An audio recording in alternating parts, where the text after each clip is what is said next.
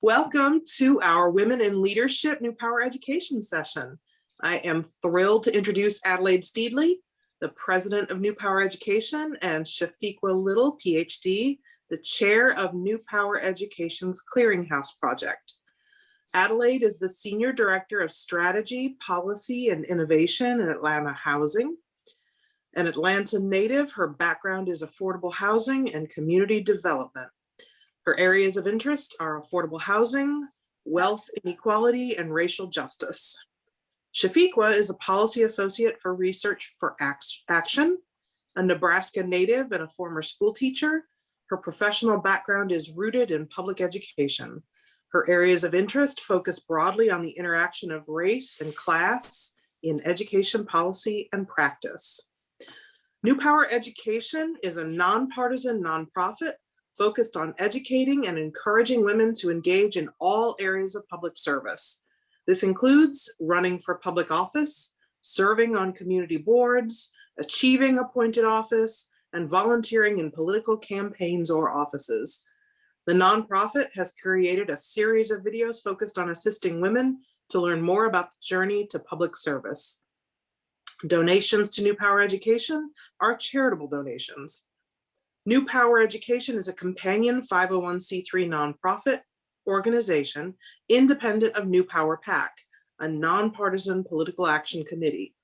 I serve on the board of New Power Education along with Adelaide and Shafiqua, and I am excited for us to share with you today the details of New Power's Clearinghouse Project to increase the numbers of qualified women serving on government boards and commissions throughout Metro Atlanta.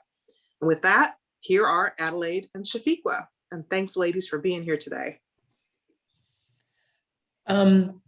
Melissa, thank you very much for that kind introduction. And thank you to the League of Women Voters for giving us this opportunity to share some of the work that we're doing today.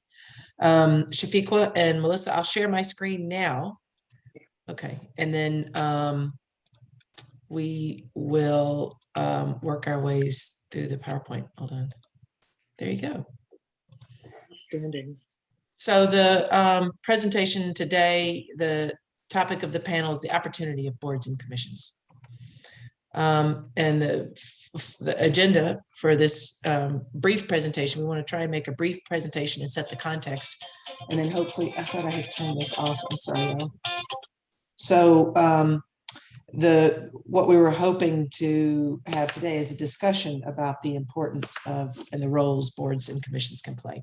So we'll set the context of the status of women in leadership today, a review of why boards and commissions are important, how women leverage experience in those important boards and commissions, and then focus down into our Clearinghouse Project.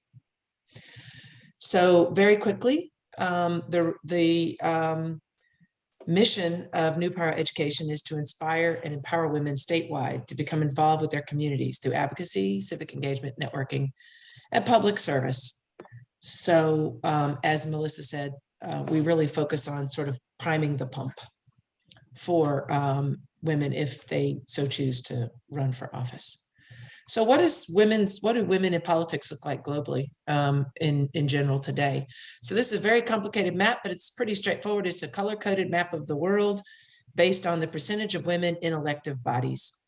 So 6% of countries right now have a woman head of state. There's dozens of statistics on these on the status of women in leadership. We pulled a few through that we thought might be illustrative for the discussion today. So 6.7%, 13 countries have a woman head of government, whether that's a parliament or a Congress. 21% of ministers, those are the ministerial cabinets positions that are either appointed, sometimes elected by their peers. 21% are women, and 6% of elected members in local deliberative bodies are women. And the United States ranks 88th. So I think we know we have work to do in this particular area, but sometimes it's helpful to realize that, sort of where we rank with regards to our peers in particular.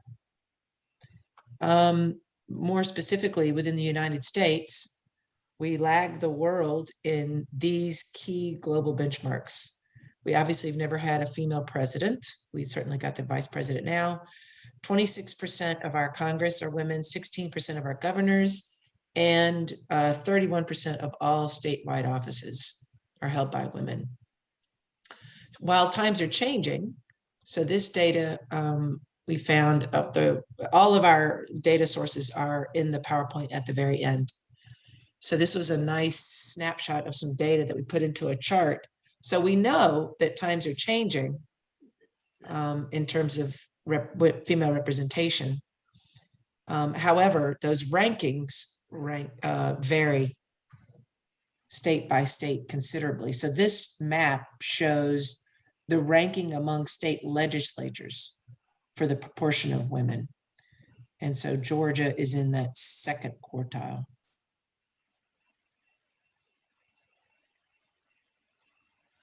So Melissa, you want to bring it down to the local level? Absolutely. So Georgia, in relation to the rest of the US, as you can see, Georgia ranks 18th, which is an improvement over 2019 when we were 23rd.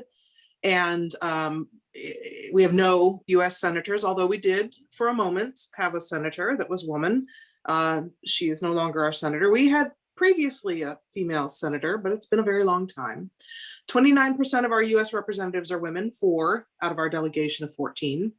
8% of our statewide elected officials. Right now, there is 1 female statewide elected official, and that is Trisha Pridemore on the Public Service Commission, 1 out of 12.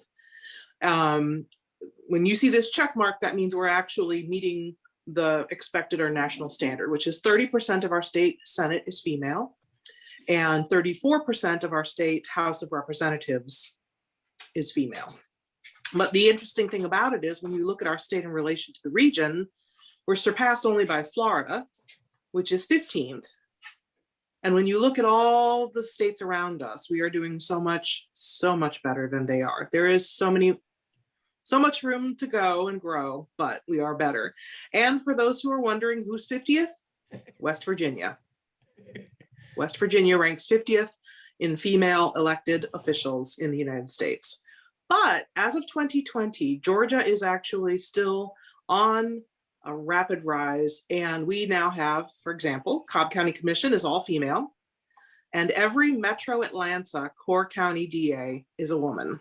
Clayton, Cobb, DeKalb, Fulton, and Gwinnett are all female. Clayton and DeKalb have actually had female DAs for a few years now. The others just turned, and as you heard this morning, Fulton had some very contentious races against some longtime incumbents and now has a female DA. So things are improving in terms of representation. Yes, Cobb represent. Yes, big ups for Cobb. We are very happy for what's going on there. So what stands out about Georgia and what has made a difference in Georgia? Well, I would submit that lots and lots of grassroots work made a huge difference. You see some pictures from some articles here. And again, as Adelaide said, we cited all our sources at the end because I want you to see where we got this information. Record turnouts made a huge difference. And my favorite example from the 2020 election cycle is the Latinx nonprofit Mi Gente knocked on every single Latinx door in this state in 2020. Record turnouts for Latino voters, and it's made all the difference in the world. Younger voter turnout, huge impact. Niseu Fote from the New Georgia Project talks about cultivating those younger voters, reaching out to them, not just when they turn 18, but before they turn 18, and making sure that they understand that that elected official that's closest to them at the local level is the one that has the greatest impact on their day-to-day life. And there's a great article from Refinery 29 about her and the work of the New Georgia Project in increasing younger voter turnout. And then in migration of progressive voters, especially in Metro Atlanta, we think it may be a lot due to corporate relocations. Certainly we have an increasingly educated, more highly educated workforce in Metro Atlanta, and women are a higher percentage of voters in Metro Atlanta. And many of the newest voters, this is a quote from another article, many of the newest voters in Georgia came from groups that lean Democratic. They're minorities, they're young people, they're unmarried women. And between 2000 and 2019, Georgia's Black population increased by 48%. mostly because people moved here from out of state. African Americans now make up 30% of Georgia's population. The Latino population increased by 14% since 2000, and Latinos now comprise 9% of Georgians. Meanwhile, Georgia's white population declined slightly, not because they're leaving, but simply as a proportion of the population, from 57% in 2010 to 54% in 2019. Non-Latino whites are projected to be a numerical minority in Georgia within the next decade. So, as you can see, those demographic changes have mattered. So why do women in office matter? This is the principle behind New Power Education. Adelaide, are you? Women are traditionally more likely to improve living conditions. Second to be sure. Absolutely. So I think we understand whether the issue is very local in terms of better food cultivation and more efficient agriculture practices and better childcare, to larger issues and connecting those local issues to larger issues like climate change and conflict resolution.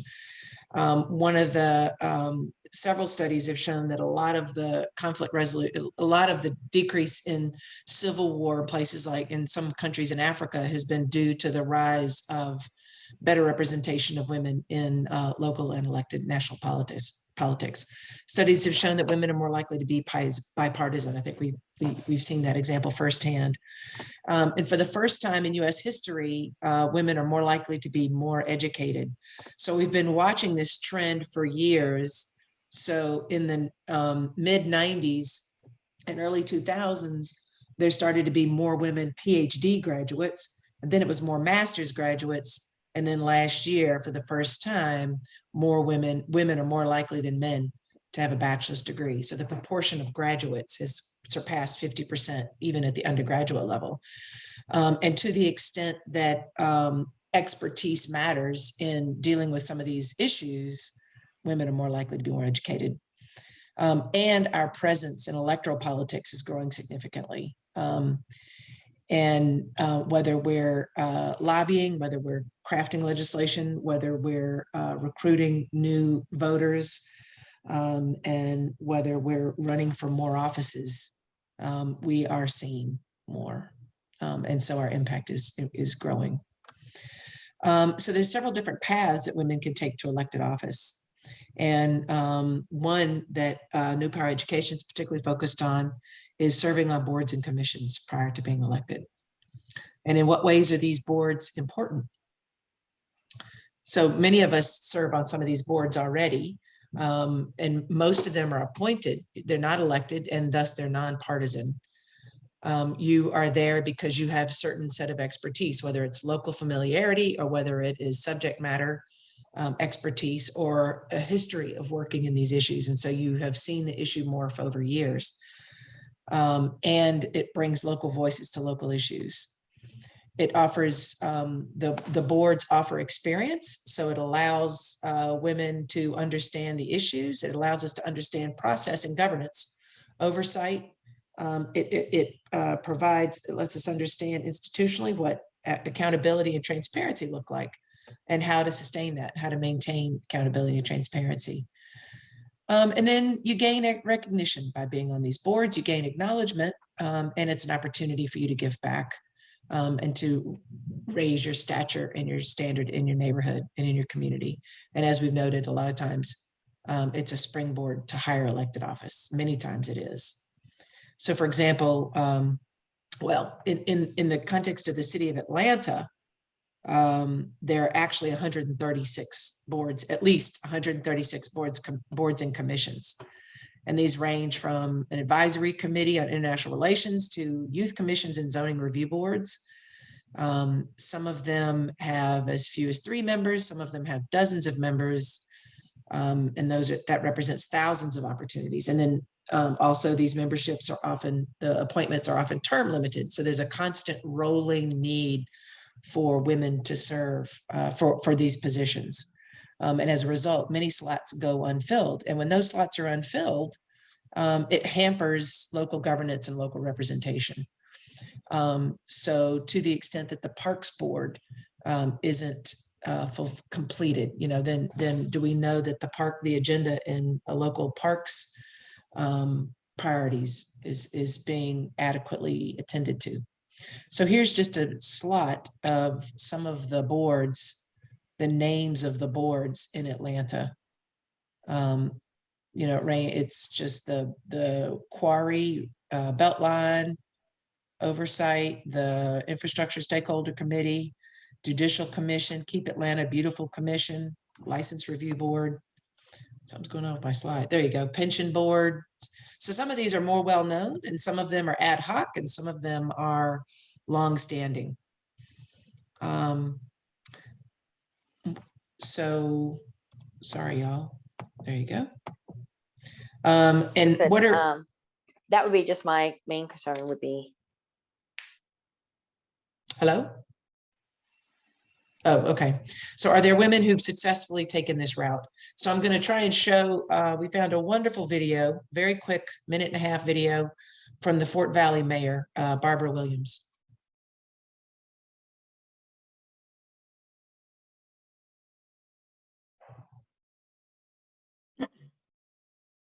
It's not playing. Oh, we're not getting the You're not getting the sound? Okay. No.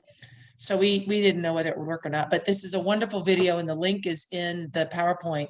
So Barbara Williams is the current mayor of Fort Valley, Georgia, population 4,700. She tells a wonderful story in this video, and there's a wonderful article online, how she started out as a teacher. She was actually band leader. Then she ran for the school board, became a city councilor, and now she's serving her 2nd term and about to announce her 3rd term as mayor.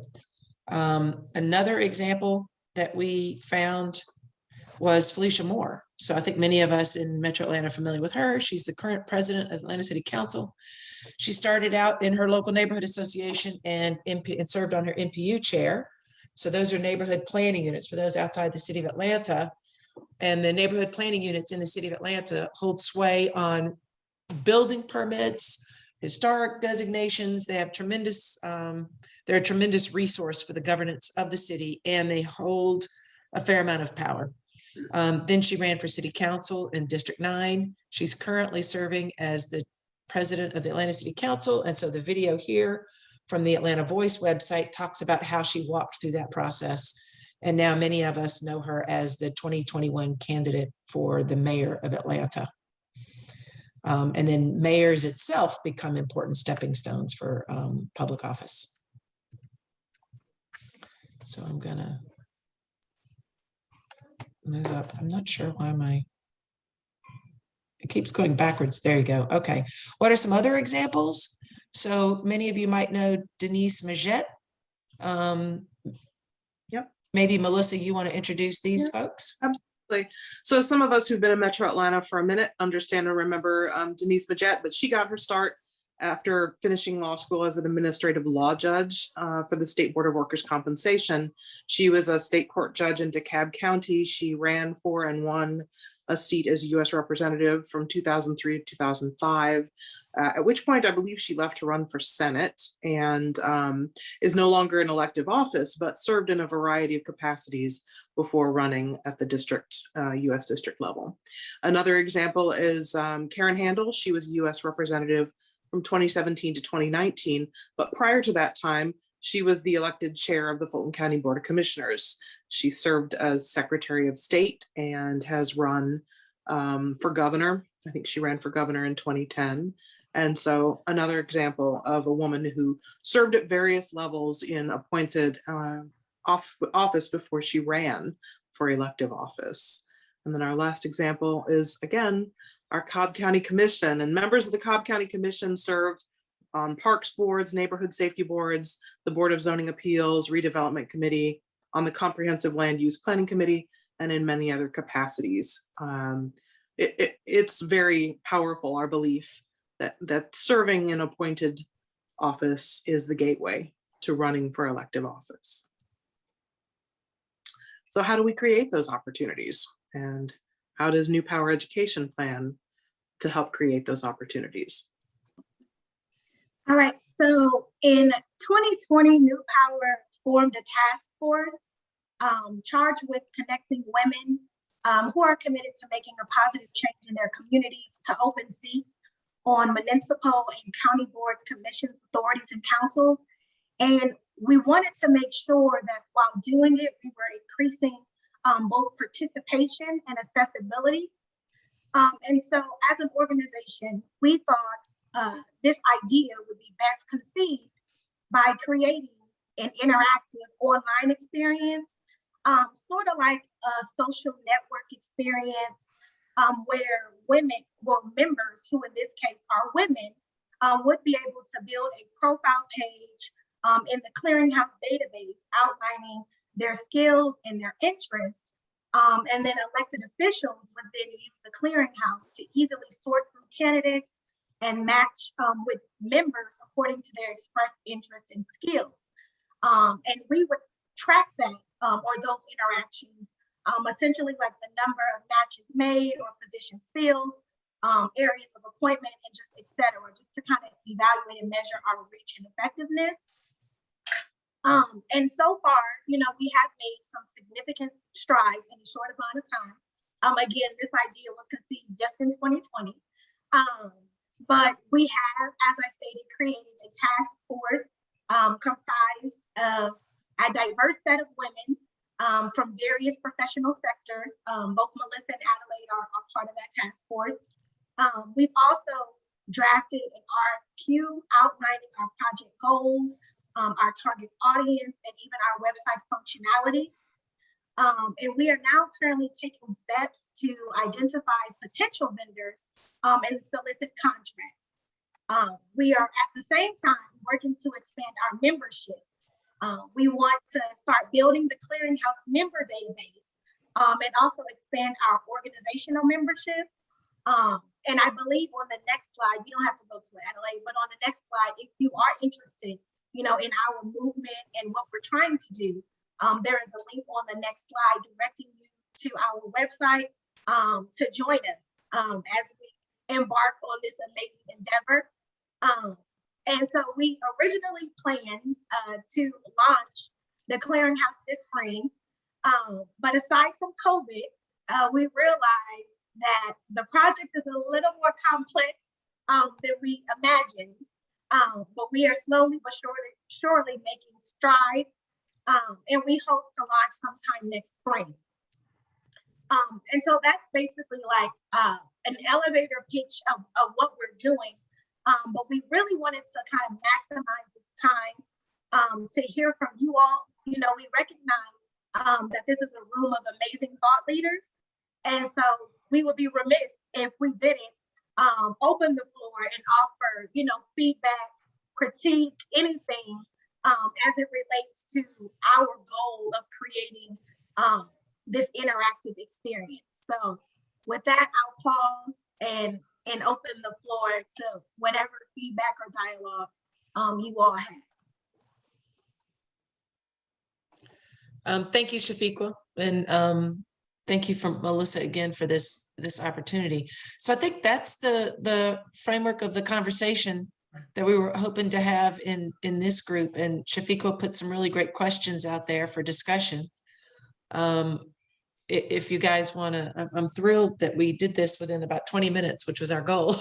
So if you guys want to, whatever level you want to have a conversation, if you want to ask us questions or talk amongst yourselves, Shafiq was right. We've got a room full of thought leaders here. Yep. So thank you very much. And if I may, we really are not holding ourselves out as the expert. We're simply saying this is an idea that a group of women here in Atlanta formed.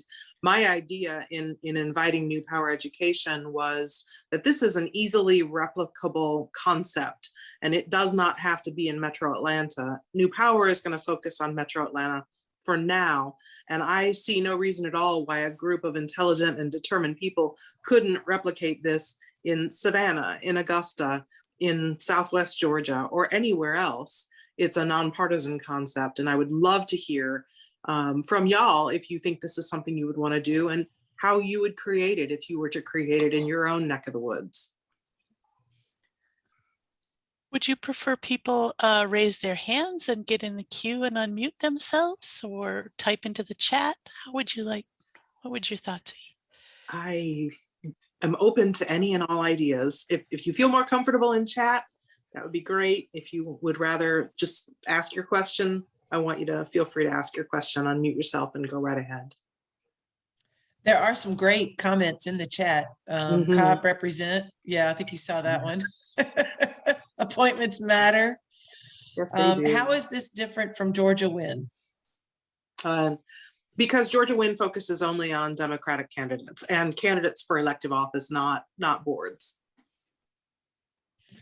And yeah, some of that, and then, right, so some of that is in the, and then there's the link to the organization. To New Power Education. newpowereducation.org. So we're currently reaching out for more members. We're reaching out for, we have a membership committee.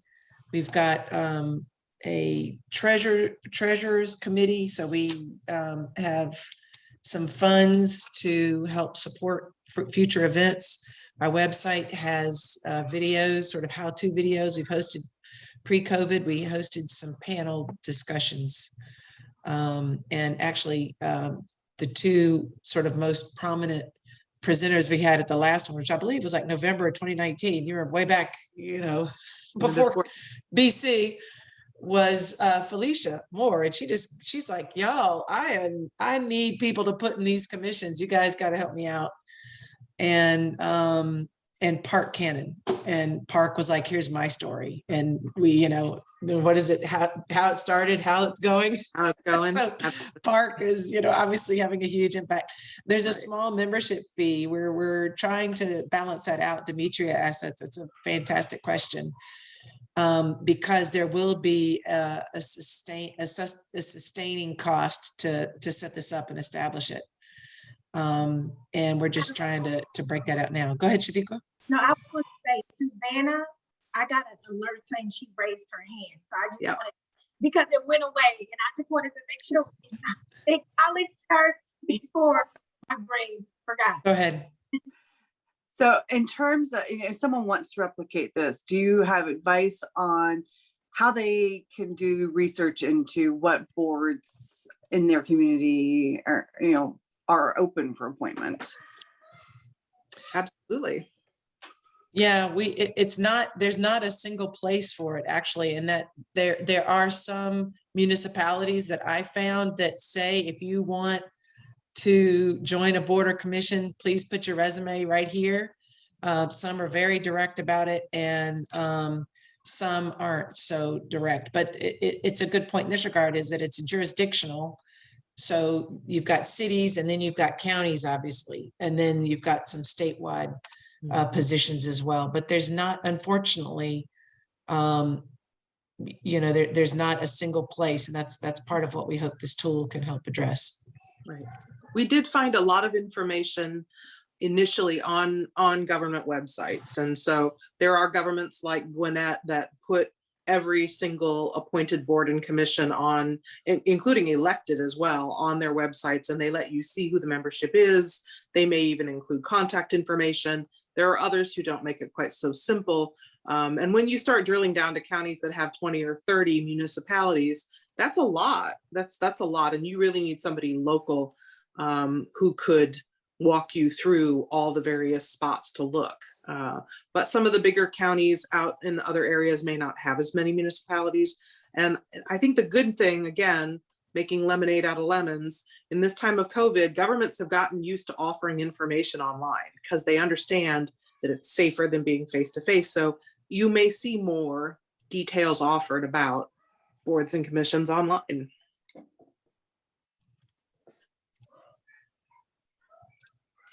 I found a few. Yeah. Cheryl's question, are there any challenges or issues you find women face when they run for office, and what advice do you have?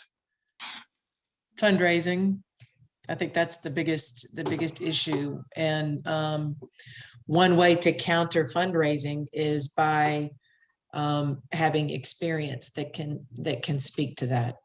And one of the ways we help make women candidates more confident in ourselves. You know, we always have to be invited. We can't appoint ourselves. We always have to be invited to run these things. So we hope that by helping women build up a resume, it provides a higher level of profile to be able to make fundraising easier. Yeah. There's a question. Do you? Yeah, I would absolutely, to follow up on what Adelaide said, women wait to be invited. Men say, I could do that job. And they step up and they do it. And sometimes we're good for it. And sometimes we're maybe not the better for it. And there is a very conservative guy named Ralph Peters who was on Fox News a whole lot. I never watched him, but I have a family member who's a fan of his, who used to say 10, 15, 20 years ago, if you fly somewhere in the world and you get off the plane and you only see men, or the only women you see are covered from head to toe, turn around and leave, because they're not participating fully. They are not taking advantage of their human capital. And he wasn't speaking about the religious part of it. He was speaking about people being a part of their society. So we need women, and we know that. It's pure and simple. So the question about residing in the county, most typically you must reside in the county for the board on which you're hoping to serve. And the municipality likewise, you have to be a resident of that.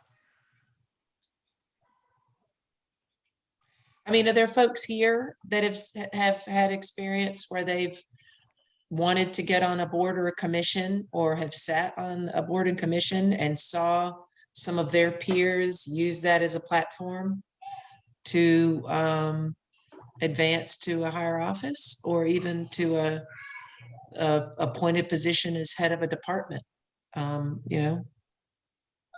This is Can't- Nicola from Atlanta, Fulton County, and yes, I sit on as a chair of an appointed board. My vice chair actually just stepped down so that he can run for city council, and he's using that platform of him being vice chair and sitting on the board as his. I mean, it's not a woman, but he is using that as his platform. What's the board? Do you mind me asking what the board is? It is currently named the Governing Board of the Office of Inspector General for the City of Atlanta. It used to be the Board of Ethics. Oh, interesting.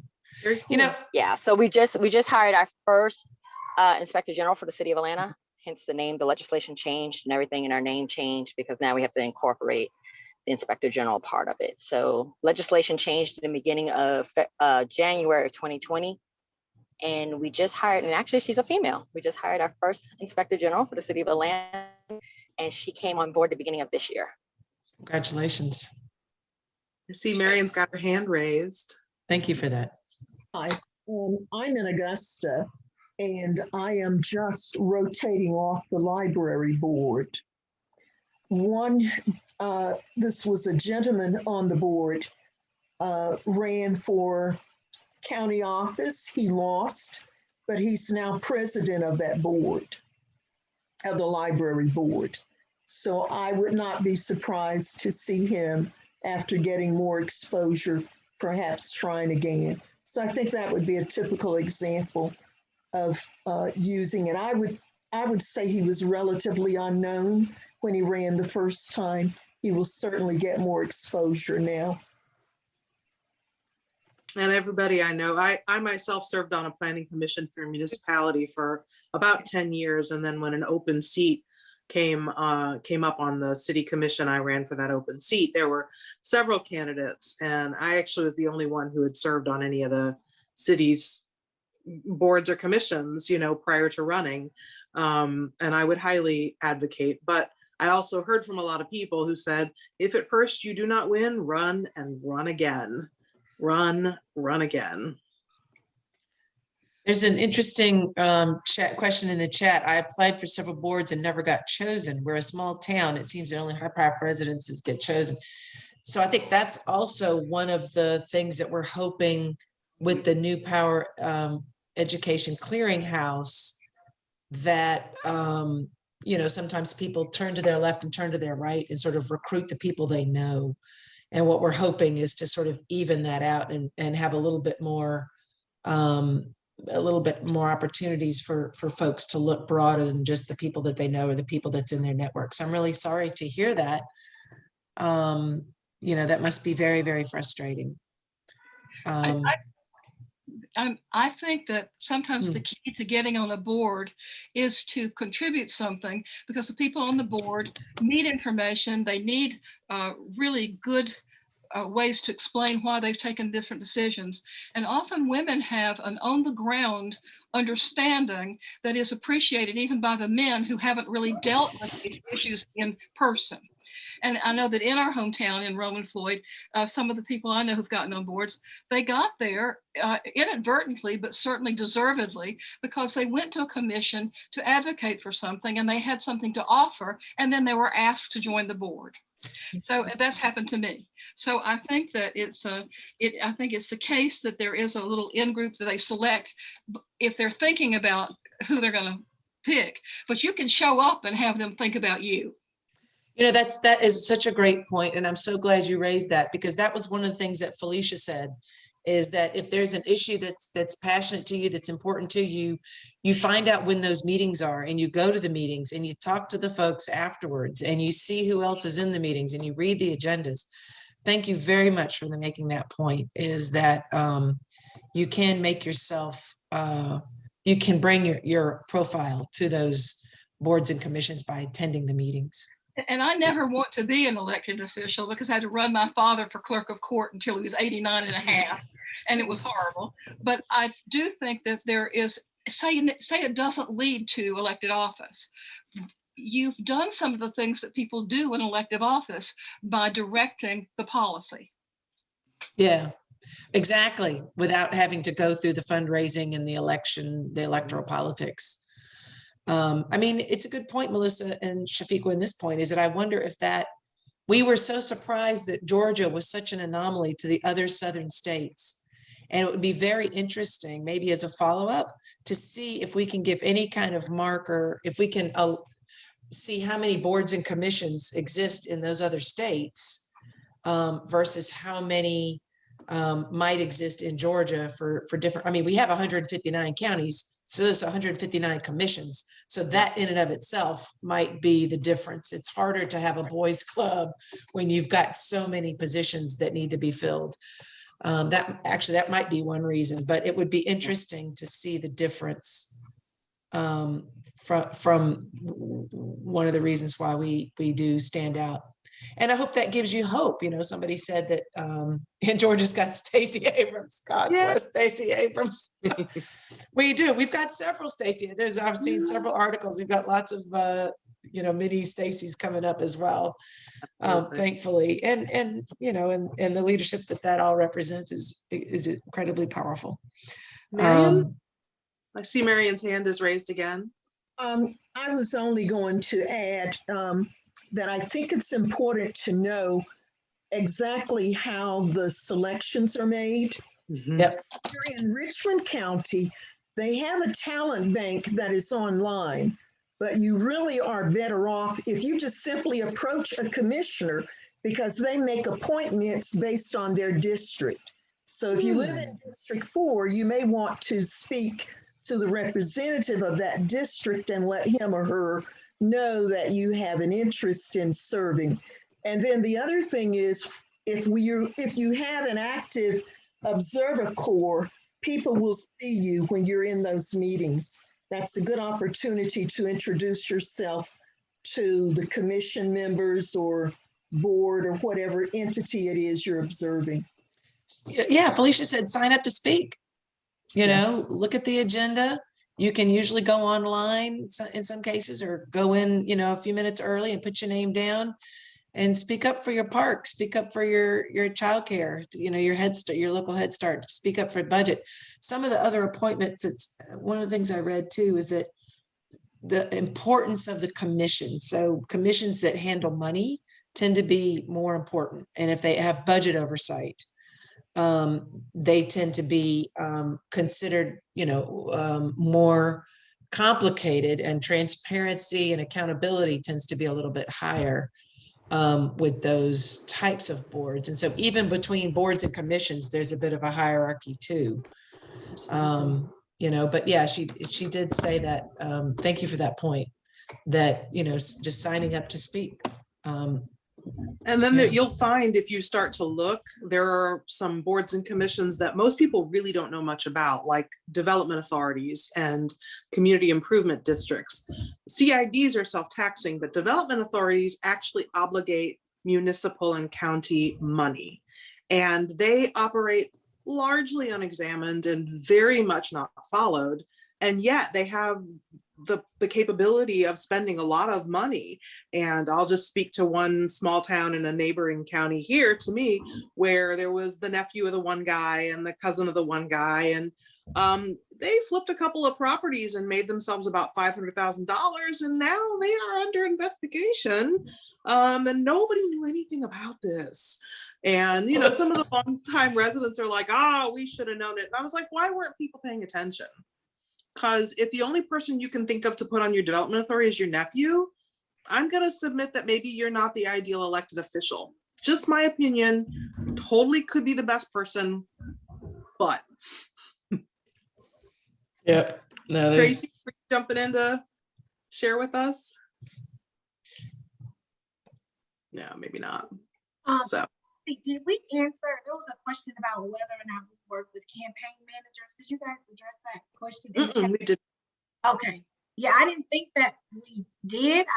We essentially provide the platform and try to create the connections, but we don't do any of like the politicking or campaign. Right. Is Campaign Manager a software? I'm sorry, I don't work in and that's electoral what I was politics. thinking, do they mean like an actual campaign manager? At its most basic, the way it would work is this. You have boards and commissions that need filling. You have people who would like to serve. The databases of those people and the people who want to serve and their background and their qualifications. And then any elected official or policymaker can look at that list of people. I think Shafiq has been calling it LinkedIn for boards. And I think that's a great way to describe it. You can see a lot of their background and a lot of what people have to offer. It could look very different depending on what you choose. This is just the way we've chosen to set it up. And I think Nicola has her hand raised. Yeah. So I was the one who was asking that question because we were talking about fundraising. So I know campaign managers, not in per se of like you're grooming, helping people as campaign managers. Maybe they don't want to be on the board, but they want to help somebody else who wants to be on the board. And so I was wondering, you know, if you were looking at that as helping those folks too, and how to navigate that, because that they also help with fundraising if you need to fundraise, or help you with your PR and all the other stuff. And so I was just wondering if that was something that the organization was looking at.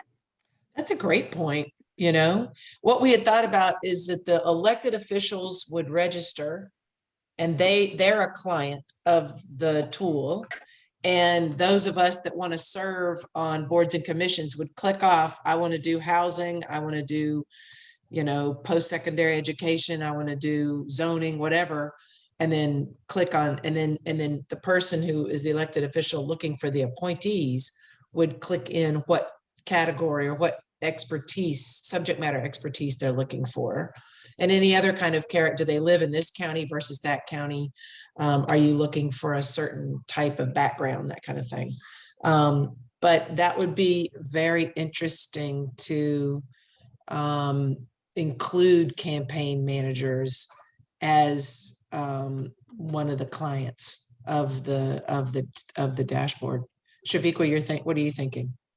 Yeah, I think that it's a great idea, especially, I mean, I've never ran for office, but I'm guessing the campaign manager has like an integral role in the sifting and the searching for the elected officials. So allowing them access or giving them agency within our dashboard, I think is something worth entertaining, definitely.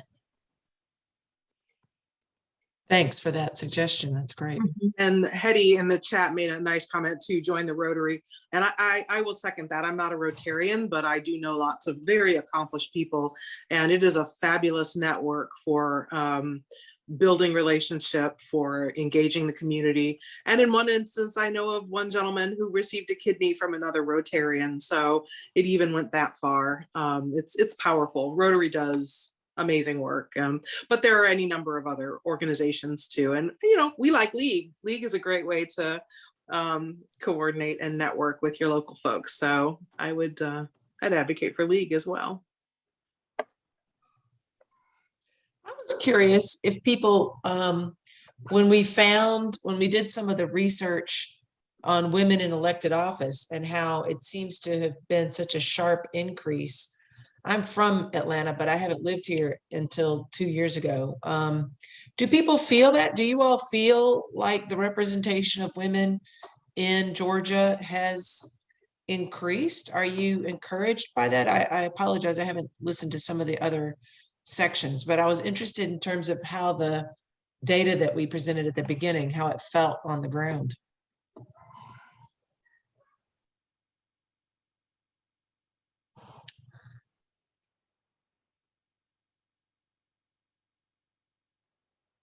I definitely feel that in Metro Atlanta, I'm seeing more women in leadership positions. I'm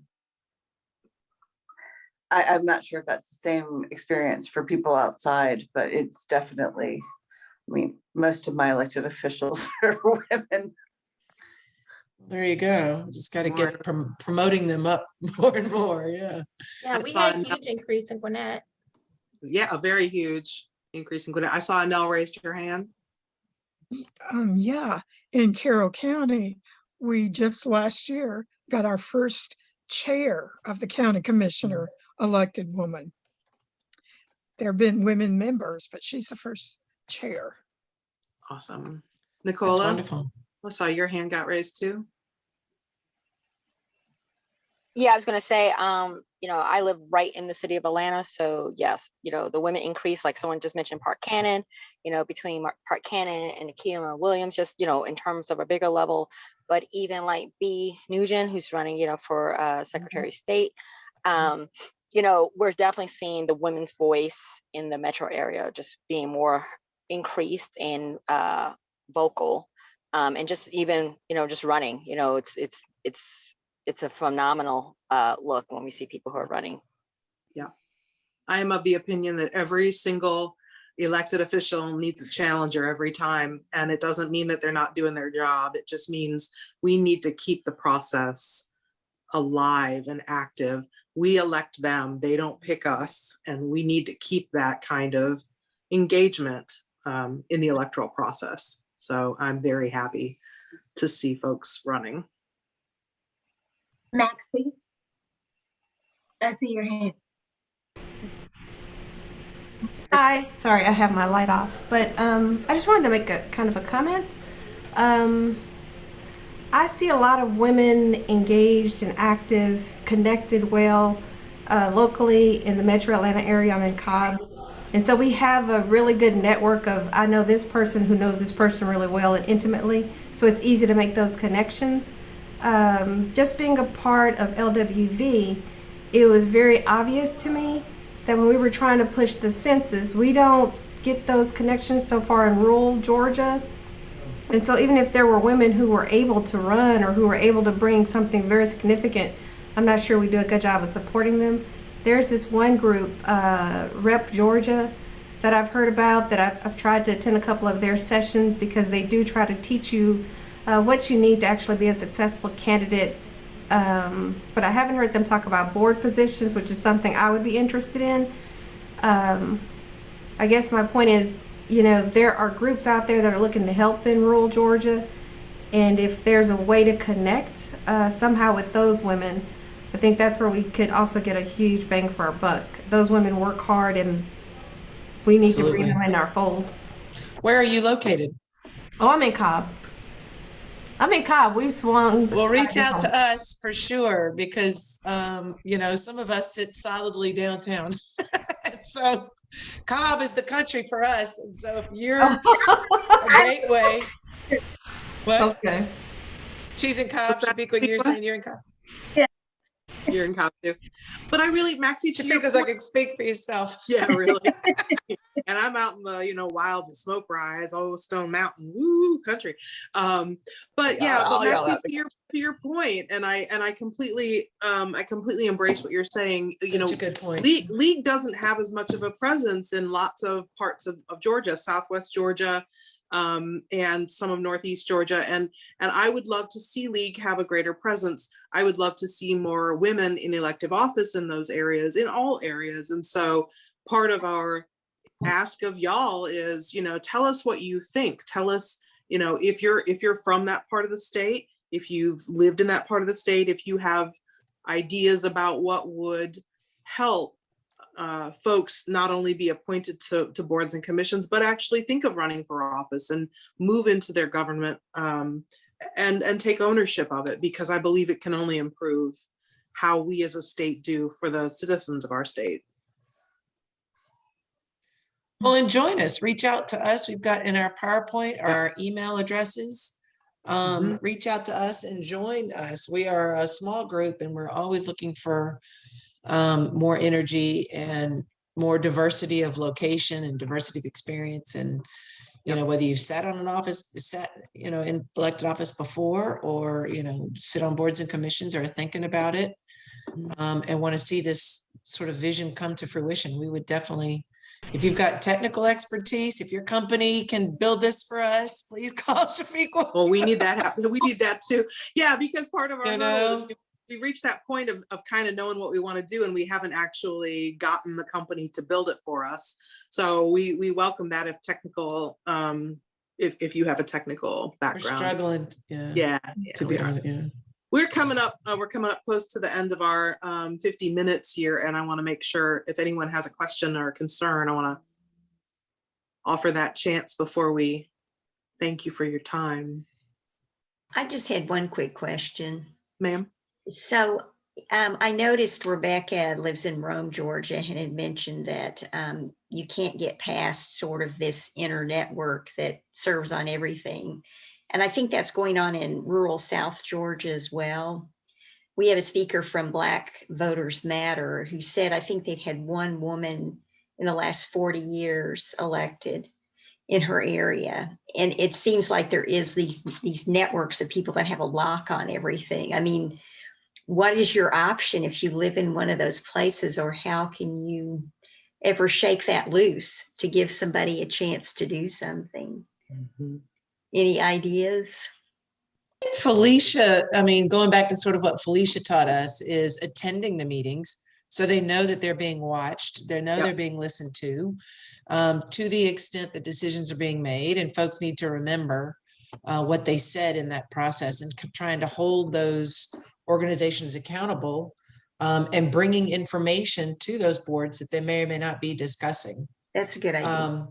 As well as reaching out. And the other thing Felicia said once is call up and say, you want to sit on the board. Call up a board member and say, I want to do that, or find out who appoints them, and call that mayor or call that local representative, whatever the appointing body is, and say, here's my resume. I want to be appointed.